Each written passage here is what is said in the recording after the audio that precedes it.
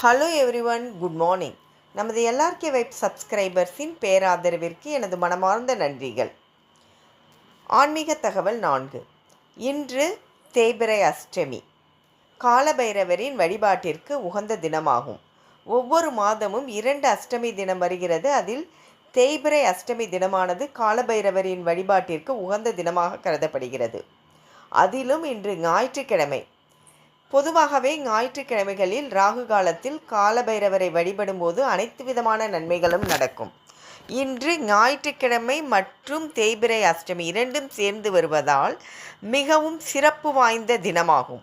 இந்த தினத்தில் காலபைரவரை வணங்கும் பொழுது அனைத்து விதமான பிரச்சனைகளும், எந்த பிரச்சனையாக இருந்தாலும், தொழில் பிரச்சனையாக இருந்தாலும், உடல் பிரச்சனை, உடலில் தீராத நோய் தீரவும், கடன் பிரச்சனைகள் தீரவும், நமக்கு கடன் யாராவது திருப்பி தர வேண்டியிருந்தால் தருவதற்கும், எந்த விதமான வழக்கு பிரச்சனையாக இருந்தாலும், எந்த பிரச்சனையாக இருந்தாலும் காலபைரவரை வணங்கும் பொழுது அந்த பிரச்சனை தீரும் என்பது ஐதீகம்.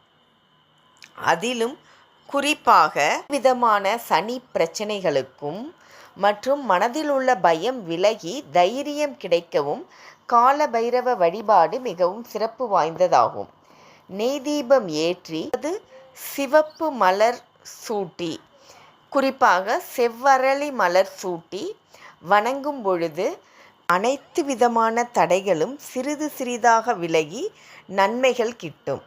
அனைவருக்கும் காலபைரவரின் பேரருள் கிட்ட மனமார பிரார்த்தனை செய்து விடைபெறுகிறேன். நன்றி, வணக்கம்.